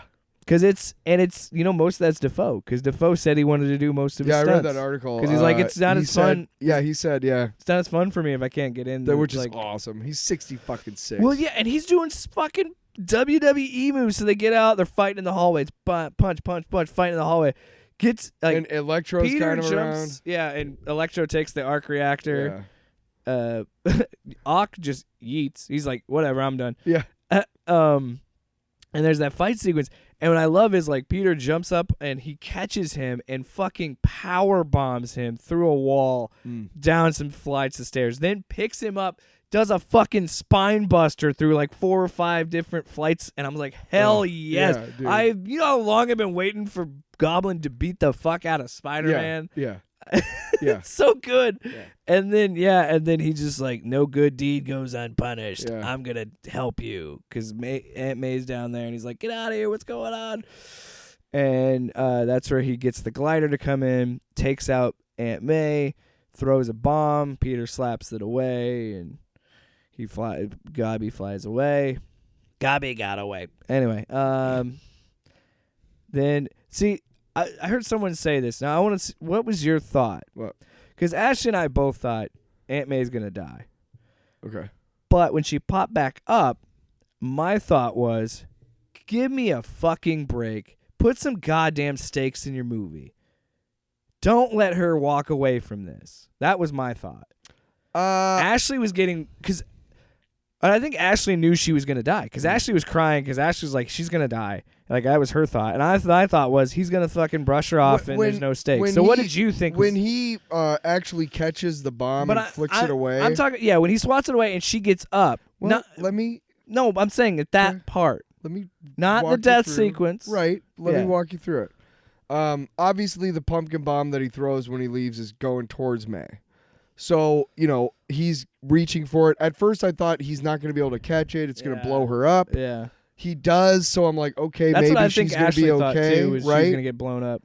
But then he catches it, so I'm like, okay, yeah, well, okay, good, because I don't want her to die. but I get what you're saying. But my thought process is he caught it, so she's going to be okay.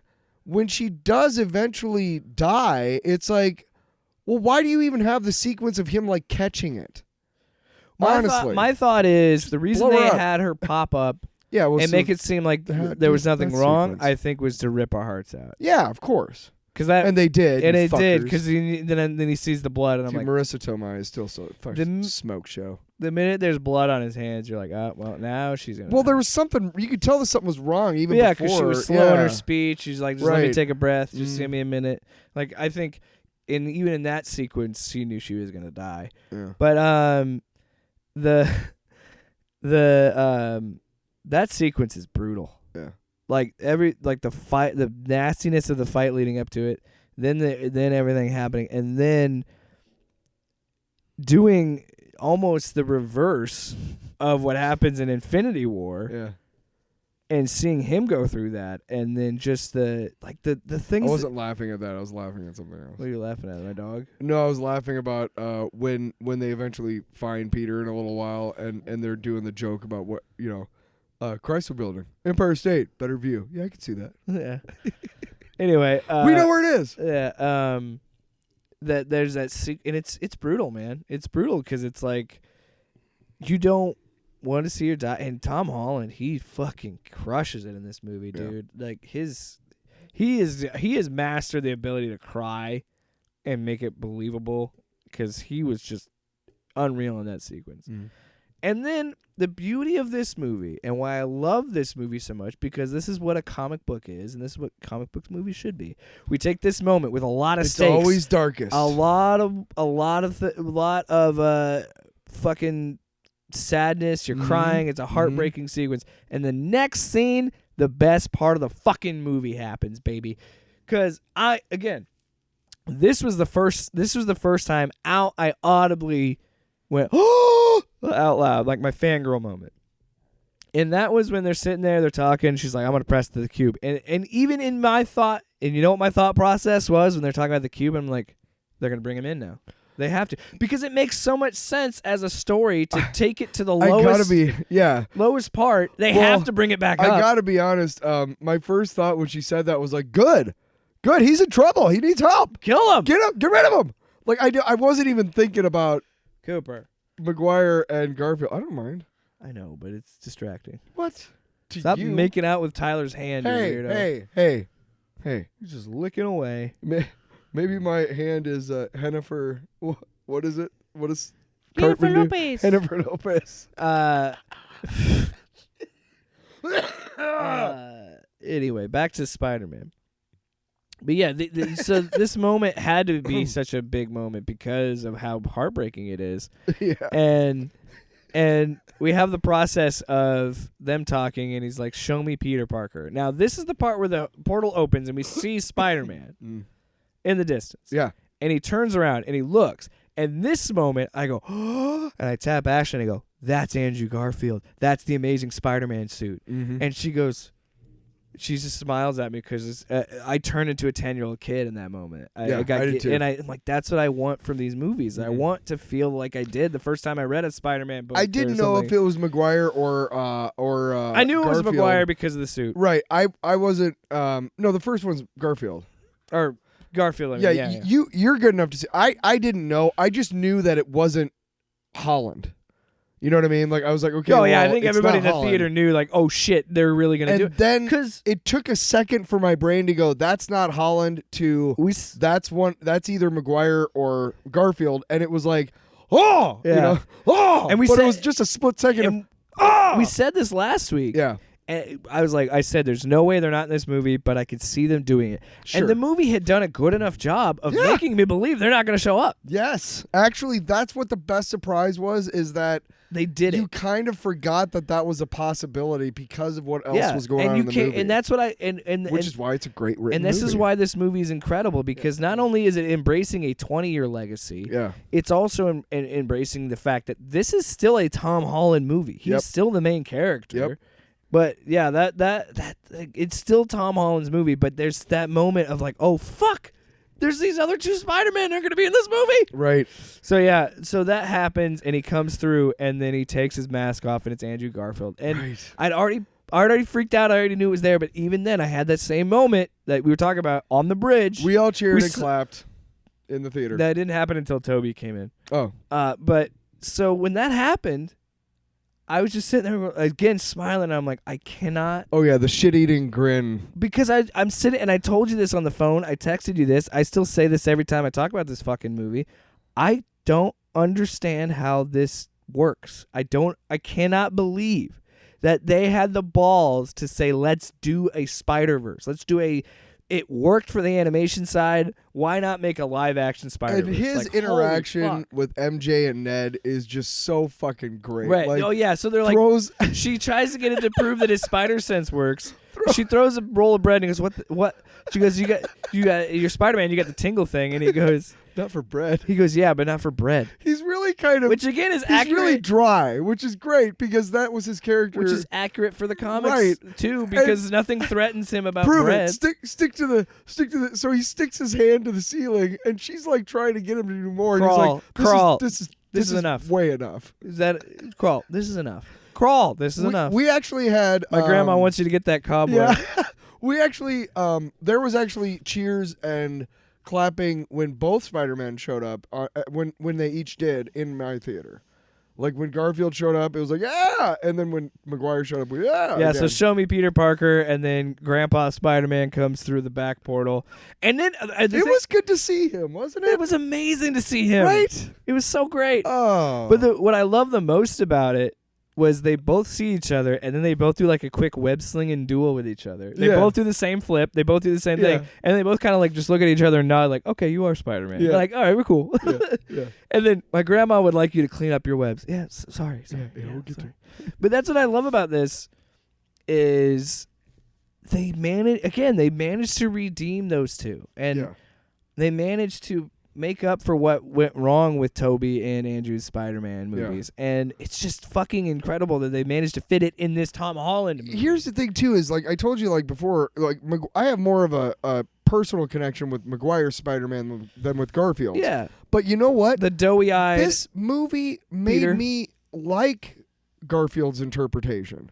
Like I loved the job he did and the lines that they gave him and the way that the whole sequence on the Statue of Liberty when they're just talking and he's like, I just feel like I'm the lamest one. Well, I want to get to that We'll in a get to second. that later, but also it made him more. It made him. I don't know. It just made him Here- more for me. Because before we get to that, I want to talk Yeah, about the fact sorry. that We we got more to go. have those two, when they show up. Even the sequence where Peter, they say, "Yeah, where can we find him at?" Because he Yeah. has a place that he wants to go to. Right. And then the fact that those two say they have those places Yeah. again makes it say like, yeah, he is Spider-Man. He is another version of Peter Parker. We all have our little isolated things. Mine's Chrysler. Empire State. Better view. Oh, I could see that. Yeah, I and, can then, see like, and it just every time the Peters interact with each other.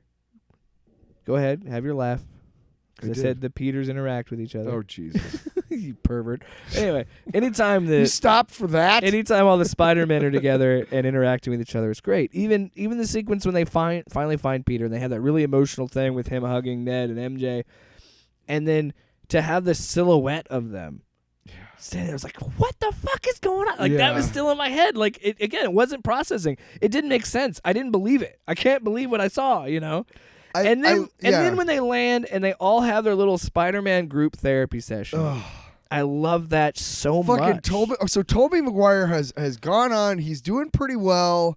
Garfield's is not doing killing so well, people. man. It's Yeah. implied that he's killing because he said he's not pulling his punches anymore. Yeah, and that was hard to see. It made me feel bad for him a lot. But you remember that he has lost more than anybody. Well, he's the emo Spider-Man, and Right. Toby is the old school doughy-eyed, oh shucks Spider-Man, and Holland is. But the it new... made me feel like something for Garfield No, it did. Spider-Man, which I again, had not before. I was telling Ashley this after we got out of the movie. I said, "What's amazing about this is all the things that You're it did." amazing. No, we'll get. I want to get to that. I know. Hold on. you I'm fuck. sorry. I'm sorry. What the greatest thing for me is it gave, because Andrew Garfield has said in interviews he was not happy with how Spider-Man turned out. Yeah, and he he's- was upset about Yep. it. Yep. And I think they brought that to that performance because it gave him closure. It Mhm. gave Toby closure. Yeah. It gave it's incredible. It's a 20-year legacy, and they're saying like, yeah, we're going to give you guys a second chance, Yeah. and we're gonna. There was an article at IGN, I think it could have been IGN or I don't remember, but it was one of those sites where it said it redeems the worst Spider-Man movie. It absolutely does. In our minds, Spider-Man 2 is Amazing Spider-Man 2 is the worst one, and they absolutely redeemed it. Yeah. And just to see the three of them together, it made me so happy. Like because to see them laughing and smiling, I was like, And you could tell the actors were they having were a good having time. fun. Yeah. Yes. And Yeah. so they have their little Spidey group therapy session, and then we get to see the nerdy Parkers. We get to see everything in this movie. They're making science. to make cures because he's like, how do we get rid of Lizard? Oh, I already did that And in my movie, in so the I don't. Immortal- Yeah. Yeah. Yeah, like just the fact that they're all in lab coats doing science shit together. That's so cool. Yeah. And in the immortal words of Vicky St. Elbow from the MacGruber limited series, folding towels is a science. Yeah. Yes! So anyway, maybe the proper one should have been What? Yeah. What? The point is No, it's yeah. fantastic. It's just if And I love how Jake they- and I guarantee are both have shit-eating grins on our faces, Yeah. warm fuzzies in our hearts, and we're mowing popcorn like we can't stop. Well, 'cause I was, it's like, I was just so I was just I was just so happy to stuffing see my them face. together and see them happy. And Yeah. the fact that and then another great sequence is when Ned says, "Did you have a friend?" and he goes, "Yeah." And he died in my arms after he tried to kill Yeah. me. Yeah. And then the look that Garfield gives him, like, what the? Because later he goes, "Peter, I promise I'll never kill you." And Yeah. then he's just like, "What the fuck?" Well, and then again, even just having Garfield and Toby fucking respond to each other, and having Yeah. him say like, "Hey, do you have a girl at home?" I had one. Well, no, they already had that discussion because he already confessed that Gwen died. Yeah. So he's like, "Do you have someone at home?" And he's like, "Yeah, Mary Jane and I. It's complicated, but we're working it out." But yeah, he does. Then he goes, "Yeah, there's not." He goes, "I just haven't found anybody. It's not really in the cards for guys like us, or something like that." But the another thing, anyway, it was nice. yeah, another thing that kind of differentiated the Peter Parkers, if you will, is that Clearly, you know, Andrew Garfield's was the darkest. right. Well, he hasn't shaved clearly. His hair is fucking unkempt, so who knows when he last got a haircut? And he never is in street clothes. Never.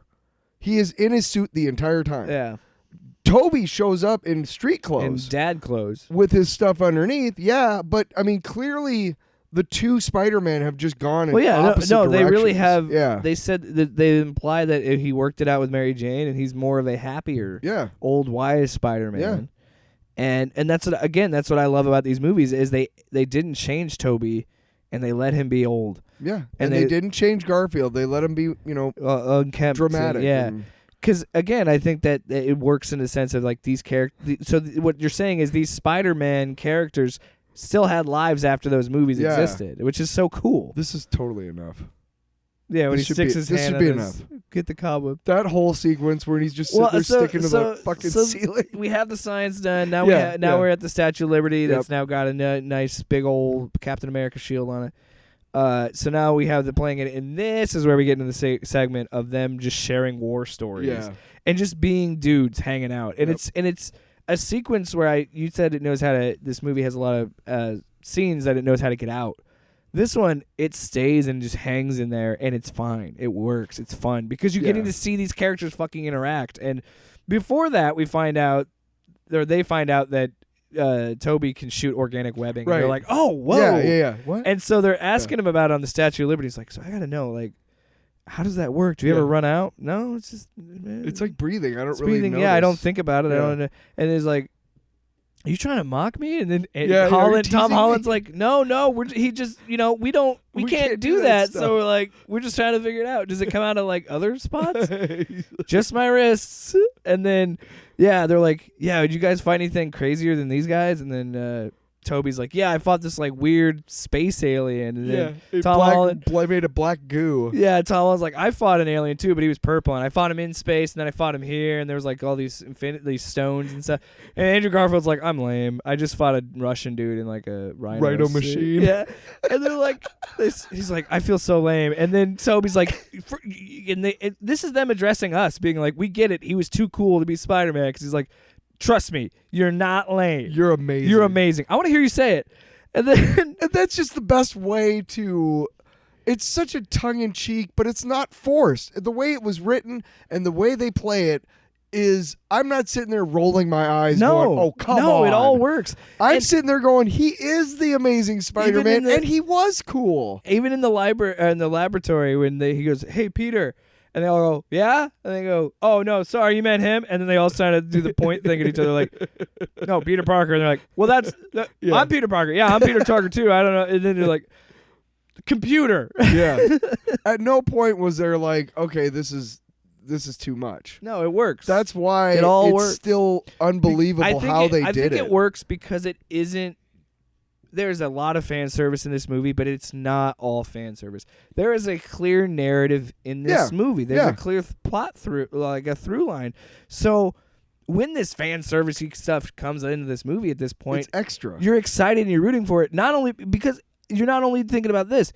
The Aunt May stuff was such a low point that it's such a high when You're you ready see for- when yeah. Toby and Andrew come through the portal, when they're all together, you're fucking excited because you're like, okay, these characters are getting brevity, and they all have experienced loss and pain because that's Spider-Man. Spider-Man's always been a character that's been everybody he loves dies, and so they all when they share those stories, and then they're on the fucking Statue of Liberty and they're talking about their web shooting, and it's like, I have a thing where oh, the lower back thing. My God, that was funny. Yeah, me too. I got like a. It's a swinging thing. I think it's in the mid back. I have a thing where I'll be watching a movie, and it's such a good movie like this one, and there's moments, or TV show, whatever, and there's moments where I am so happy about what I'm watching and everything that it feels like my entire face is a grin. You know what I mean? Yeah. And you know what you're thinking? What? Pizza time. No, but this whole almost this whole segment at the end was just that for me. Yeah. It was I know that it's just my mouth, but at the same time, I felt like I was just a big yellow It smiley reminded me face, a man. lot of, like I said earlier with the Doc Ock fight. It gave me a lot of vibes of the first Avengers Endgame. Like that feeling of like, I can't believe I'm watching this. I can't believe this is happening. I can't believe this is good. Right, and it works so well. Like, I can't believe this, because they could have easily fell flat on their face with this. Boy. And they managed to make it work. Oh, it could have been bad. But I love that they start the fight and they're fighting the guys and they're swinging around and they realize they're not working as a team. They're fucking up. So then this is where Tom Holland goes, well, I'm the only one he's like, because Andrew Garfield and Toby are like, we've never been on a team. Like, I've been used to doing this solo. Yeah. And Tom Holland's like, I'm the only one that's been on a team. And he goes, I don't want to brag or anything, but I was on the Avengers. And Toby Maguire goes, oh my God, that's amazing. What is that? And then Andrew Garfield's like, is that a band? Were you in a band? And he's like, Which is kind of a nod to Spider-Punk in the comics. eh, Who's a multiverse guy. I don't know if that's Shut the up. case. Just shut up. But then they realize, hey, we got to sync our spider. It totally is. We got to sync our spider sense together. Yeah. And this is where, again, Oh, dude. I cry a little because I'm like, how little Jakey didn't even know when what the he had. three of them come out. And they're shooting off of each other's webs, dude. Yeah! They're swinging off each other's webbing. Like, holy shit. Yeah! That's me in the theater. Yeah! Fuck! It's, yeah. Yes! Dude. Yeah, pretty Yes! much. That's when it Yes! was. Everybody else around me is, shut up, And they dude. yell at you, and you're like, I'll eat your ass. This popcorn ain't good enough for me no more. I don't need butter. What the fuck just happened? But dude, I forgot. this is where it gets so good. By the way, when they're having that conversation about working as a team, they Yeah. do the point thing. So I was thinking, Nice meme. but we're even, 10 minutes away. even just talking about this sequence, you can tell like how jazzed we are just talking about it. I mean, can you imagine? Oh, I'm kind of glad you and I didn't see it together, Because that Yeah, might I have know. been bad. Like, are you like we would have been in the back row, like literally, like, are you fucking kidding? I'm can't telling, believe it, yeah, Tyler. that's what it was like when I saw the first Avengers. When I saw Endgame, I walked out of the theater with a massive erection. It was Oh my amazing. God, yeah, huge. Oh, I forgot to mention when Spider-Man, Big old dick. when the Spider-Man were all together in the lab. You know what I was thinking? What? Ooh, look at the big brain on Spidey. Spidey's. Uh, No, it like, oh man, the fact that what got me was the fact that yes, we see the original Spider-Man costume, we see the Amazing Spider, and they're all together, and then yeah, the fact that they fucking one was like, I'll just shoot my web on his and shoot my catapult my, and then the fact that they all did that, like, oh god, it's so good. oh yeah, dude. And then and there's a whole sequence that doesn't go right. You know, the lizard. Well, they couldn't shut the portal, so the lizard gets lizards- in the portal. Yep. So they have a whole sequence there. But I think when Zendaya, you know, is pushed off and she's falling, and nobody else can get See, to her. now this sequence, This we is knew what this does was it gonna- for me for Garfield. And you even said it when we talked about the preview. it was gonna happen. Yeah, You were saying like this is great example. the clearest indication that I had, no shit, that Tobey Maguire and Andrew Garfield were gonna be in this was exactly what Jake said 3 or 4 weeks ago on this show. We The were lizard talking about the theory where preview. they kick the Yes. yeah He was saying it, and that's exactly right. Because in the movie, fucking Garfield is spinning, and kicks doing lizard. a thing to the lizard. Yeah. But Garfield gets to redeem his own character too, and you can tell That's a sequence I knew was coming that too. the Garfield Spider-Man is gonna be better off because of that. Well, 'Cause he saved It's a somebody. sequence that I knew was going to happen, Yeah. but it still hit when it Yes, happened. yes, Because Ugh. you're right. Because he catches her yes, and he cries, yes. and he goes, "Are you okay?" She goes, "I'm all right," and she goes, "Are you all right?" And he's tearing, and he just kind of like, nods, and like the tears are coming. It's like all three of these guys are so fucking good at Yeah. crying. Even Toby's ugly cry Yeah. in the Raimi ones, it worked for me. But like his crying, like, dude, I was tearing up. I was like, damn, yes, like, and it just see that they said narratively we are going to give him redemption, Yeah. and that is why that sequence right there is why I believe Sony, if they want to, could make a third Garfield movie. Yeah. And you know 'Cause what? Toby, you heard it here first. Toby can't do they it. should. Toby can't do No, it he unless shouldn't. you CG him most of the time, and I don't think Toby wants to. No. But I think Garfield's still young enough. He still has, he's still got a athletic build. He could still go. I think they should. Yeah. Because they've given him an opportunity. And hey, I saw somebody saying that maybe the third Amazing Spider-Man movie would be with Tom Hardy's Venom. And I was like, what? Yeah. Could it be done? Absolutely. I don't see why not. Because my thought is, you have introduced a multiverse, right? Yep. DC is going to introduce their own version of a multiverse. Yep. We are at the point now of 20 years of superhero movies, and you could 10 years really of this. Almost let's just say, 90% of them good movies alone. yeah. Well, let's just say it's 22 or 23 years of the idea of an interconnected universe, the Yeah. idea of the MCU. Yeah. We are at the point now that you can do, and give credit to Warner Brothers because this is what they said. We think our audience is smart enough to understand this is a separate Batman. Yeah. So why not do that, Sony? You've got this now. You just had said that this is in the MCU. You showed everything. So why not make a third Andrew Garfield movie? Yeah. What's stopping you? I would actually love to see that. And shit. And bring their And look, who was their look, version of look. MJ? Look, people are they casted her, but she got cut out of the movie. Do you remember the actress? I think it's Aaron Rodgers' fiance, if I'm being honest. Oh, then no. Fuck her.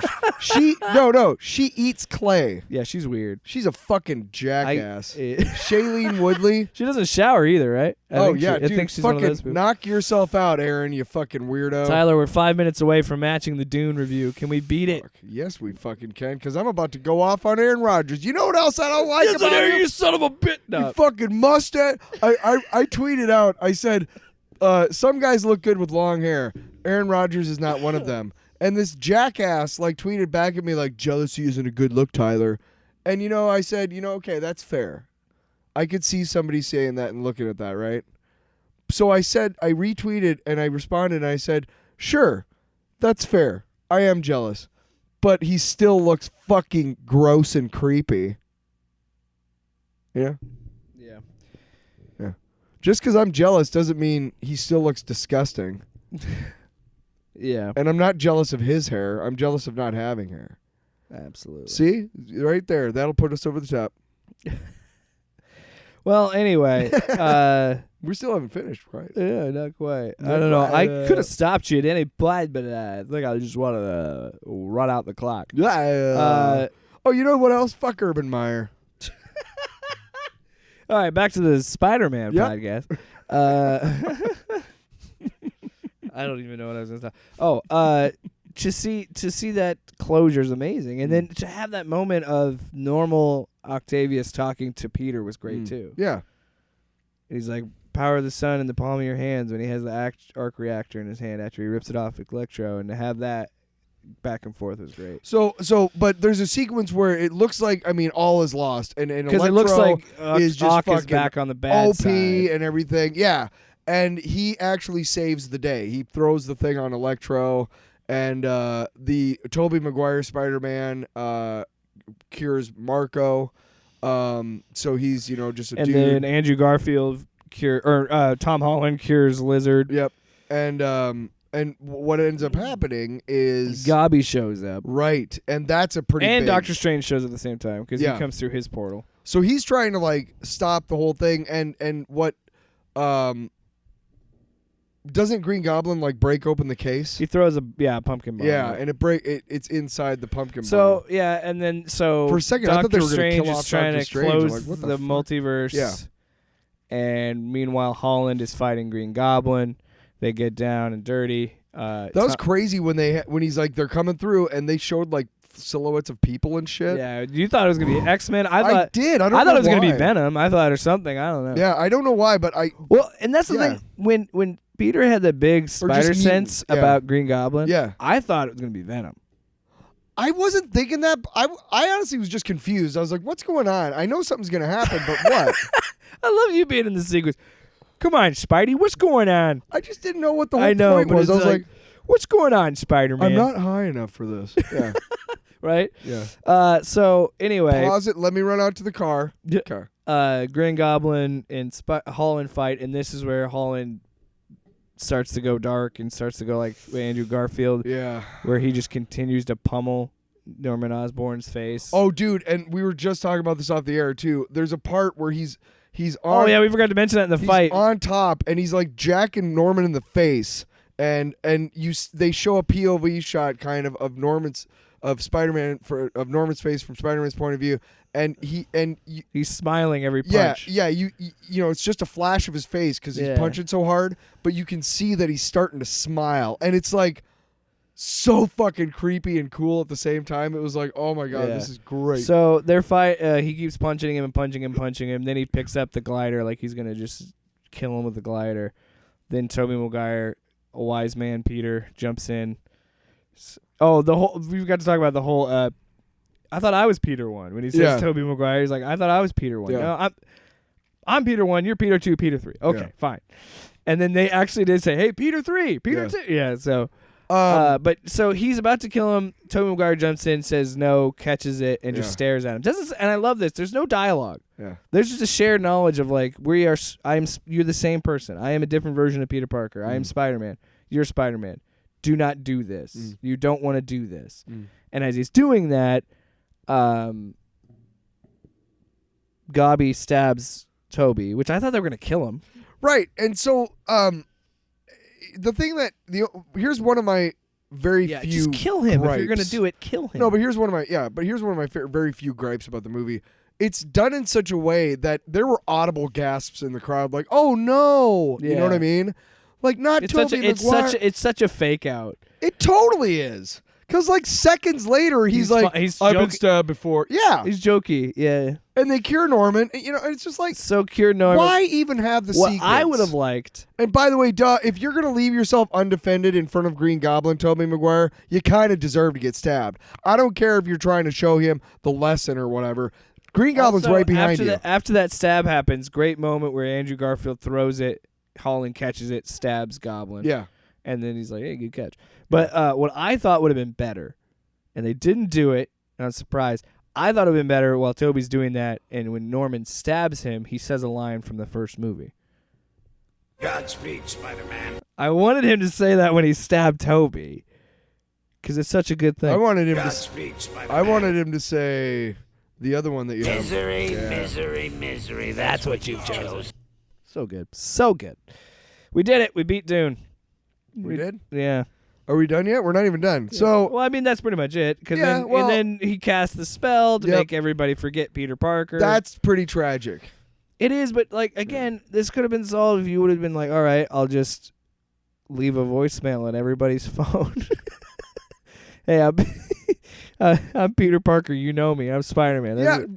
No shit. Why didn't he just give his phone to Zendaya and be like, call your phone and leave yourself a message? Right. Hey, I this is- love Peter yes, Parker. yeah, He's right. Or yeah, exactly. And Call you- yourself. Honestly, like you can just leave Ned out of it.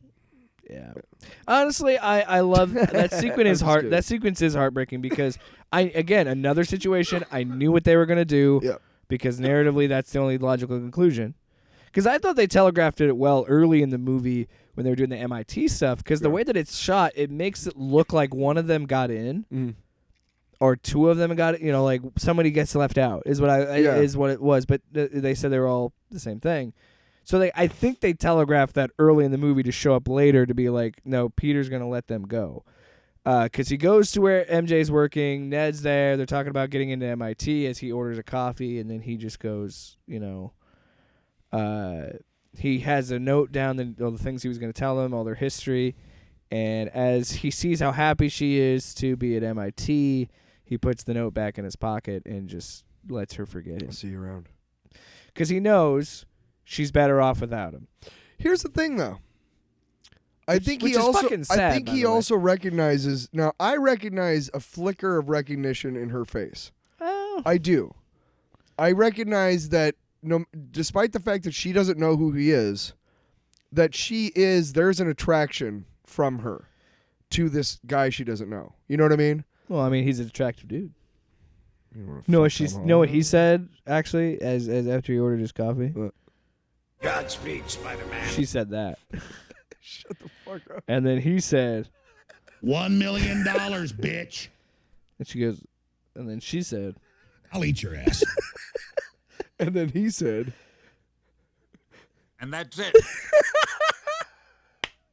"No, that's not how we're gonna end the show. Is okay. that how we're gonna That end would have been great, though. Like, just a bunch of fucking sounders, and then that's it. And then out of nowhere, mechanized organism designed only for killing. He showed up.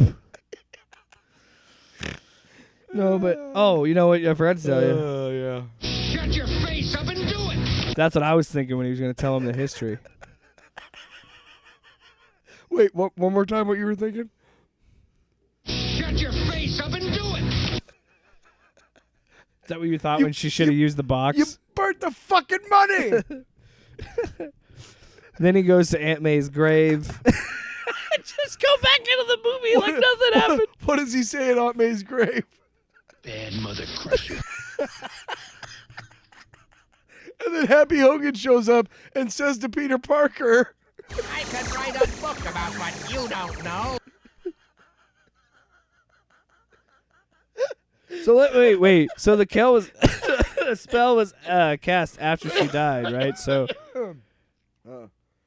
my thing is like, would she have forgotten him if she were alive? who? I guess she probably would have. Aunt May. Oh, man. But she was already dead, and she's dead, so it doesn't matter. Anyway, Peter visits her I grave. just about died laughing just now. Then Happy shows up, doesn't know who Peter is, because, we got that forget me spell. Off air, I totally told him, I was like, I forgot for a second that about the spell. And then when they started talking, I'm like, oh yeah, shit, Happy doesn't know who Peter is either. Yeah. And then probably the best part of the movie for me, one of the better parts of the movie, we see Peter get his own apartment, and then we see no more Stark Tech, baby. Yep. Old school red and blues. Yep. He made his own costume. Yep. And he's flying around in that. And that's what I mean when I say every single Spider-Man movie is better because of this movie. Every Spider-Man changed. Yep. Every Spider-Man is better, and Tom Holland finally gets to be the Peter Parker that we know. Not Tony Stark Jr., but Peter Parker. Yeah. And honestly, and there's nothing against Tom Holland. Tom Holland's killed it in every Spider-Man movie he's been, every time he's portrayed the character. That's not my issues. Yeah. My issues have always been, I don't like it when Spider-Man relies too much on tech, because Spider-Man has always been poor. In my version. Yeah, basically. Yeah, there's been he's became the new Tony Stark at one point in the continuity in Parker Industries was big. Yes, there's been times when he's had money in tech, but I'm saying I prefer him having little to no tech versus having instant kill mode and Homecoming and shit. You know what I mean? So I'm glad that he's back to being poor Peter Parker. Yeah. And it's a weird reset because now that they said that was the end of their high school trilogy. Now they're planning a new trilogy. Yeah. Holland is trying to take time off. He's saying, I think he should get time off. I say bring in Miles. I say do a Garfield movie. The possibilities are endless. You've opened the lid and just said we're gonna. Everything in the toy box. Everything is open. Everything's canon. Mm-hmm. Yeah. So I wonder if they will do a Garfield third movie. Now that you mention it, I mean, I didn't even think about it until you mentioned it just now, but I would love to see that. I would too. I think that across. I can't wait for Across the Spider-Verse because I wonder what the fuck they're gonna do with that. Yeah. And I said this at the beginning of the show is the old adage has always been Spider-Man's problem has been overstuffed. I'm like, I don't think that's true. You just need the right team because 2 of the best Spider-Man movies are Spider-Verse movies. Yeah. And that's all you need to say and about those it. Are, I mean, what those else? Are packed to the fucking packed gills, to the man. gills. And the best 2 movies, I'm serious, it's crazy. The best 2 Spider-Man movies are Spider-Verse movies. It's nuts. Well, that we're almost at 2 hours. 150. Boo. How long was Dune? 43. We crushed that old record. Fucking pussies. Almost 2 hours. I hope you guys enjoyed that movie as much as we did. We are still seriously just geeking out. Oh, I about probably could talk for another hour. Oh yeah. But then there was that one part. I'm trying to win in the playoffs against Tyler today without a quarterback, so I'm trying to figure out who plays in the later games this week. Well, we're almost done, and we got about an hour to find one. Well, I'm talking about Tuesday games. Oh yeah, there's games on Tuesday. Monday, Tuesday, Thursday. Yeah, go check out the waiver wire. There's last I checked, Justin Fields was available, but then we did the podcast. So anyway, yeah, isn't that weird? We're both playing each other twice this week in fantasy football. The other league you don't care about because it's non-PPR. It sucks. well, but we are in the championship against each other this yeah, week. we're in the playoffs for the title. Fuck you, man. I'm gonna win. Oh, give me that dick. Anyway, I don't know why I went there. Give me that dick. Give me that dick. Misery, misery, misery. That's what you've chosen. I love how I got the grunt. That's the sound I make after. I'll eat your ass. And then I say, if you're going to eat my ass, you better give me. $1 million, bitch. And that's it.